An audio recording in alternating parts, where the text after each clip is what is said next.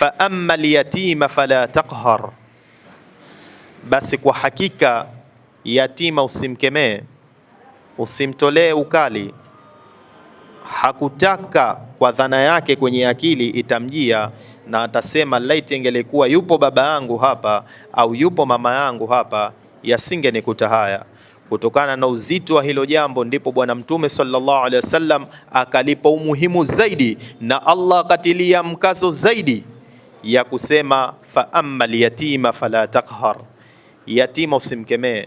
Tujiulize leo, ni wangapi tumekuwa mstari wa mbele katika kuwanyanyasa, tumekuwa mstari wa mbele katika kuwaumiza, tumekuwa mstari wa mbele katika kuwadhulumu, tumekuwa mstari wa mbele katika kuwadhalilisha watoto mayatima.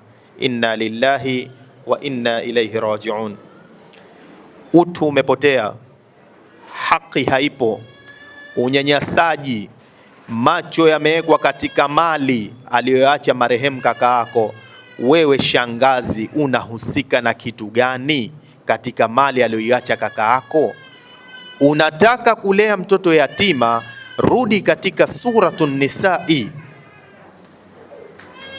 Mali ya yatima uilee katika ukamilifu ambao Allah subhanahu wa ta'ala amekuongoza. Suratun Nisai imeeleza kwa uzuri kabisa, lakini leo ni wangapi tumekuwa ni mstari wa mbele wa kuchukua kifua mbele, unasema ni mali ya kaka yangu, unamtoa maskini. Subhanallah, kina mama wanadhalilika, kina mama wananyanyasika.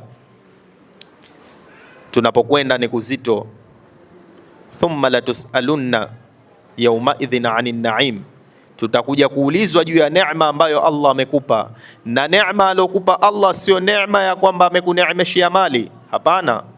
Hata neema ya ulezi ambayo Allah amekupa atakuja kukuuliza juu ya namna gani ulivolea hiyo neema ambayo Allah amekupa.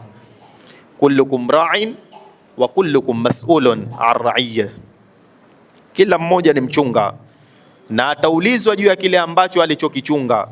Tunakwenda kumjibu nini? Unakwenda kukutana na Mola wako, unamjibu kitu gani?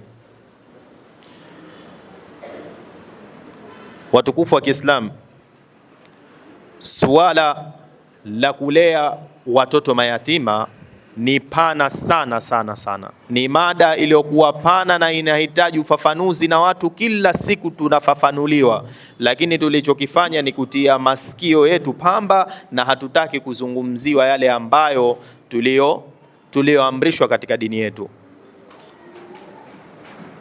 Lakini jamii yetu kwa sasa hivi ilichokifanya, wanaona kwamba kuwa na mtoto yatima kuwa ni kitega uchumi katika maisha yake.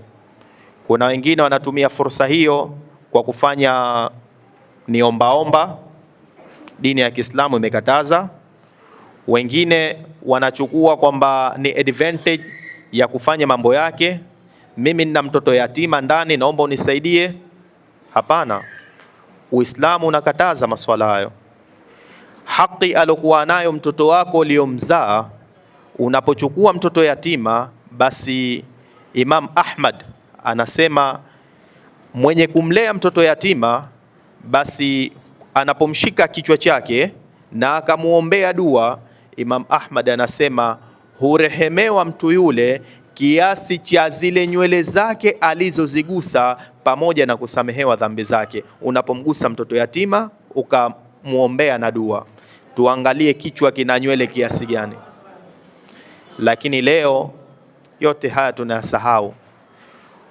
Sadaka iliyokuwepo mbele yetu, taasisi ya Nuru Foundation imepokea, haina sehemu pale, lakini kwa uaminifu mkubwa iliyoaminiwa hii taasisi, na kutokana na idadi kubwa ya watu ambao wameiamini taasisi na mkusanyiko huu ambao tuliokuwepo hapa, na kuna wengine hawapo hapa, basi tuko hapa kwa kupokea kile ambacho tulichopewa.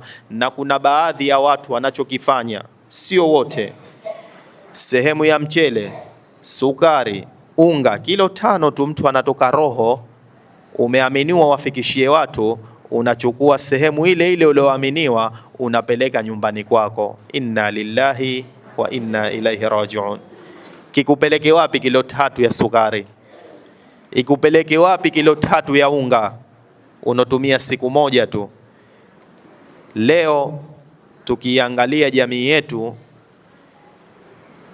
ni jamii yenye kuumiza. Muda sio rafiki, niliombwa kuzungumza kwa dakika kadhaa ili tuweze kuendelea na shughuli yetu, na kama tulivyosema kwamba tutoe pamba zilizokuwepo katika masikio yetu ili tuwalee yatima ambao tulobeba jukumu. Kumbuka, utakavyomfanyia wako mtoto wa mwenzako ndivyo atakavyokuja kufanyiwa wako. Albirru la yabla wadhanbu la yunsa waddayanu la yamut i'mal ma shi'ta kama tadinu tudani. Wema hauozi na dhambi haisahauliki na mlipaji hafi ambaye ni Allah subhanahu wa ta'ala. Fanya unalolifanya, utakalolitenda ndilo utakalolipwa.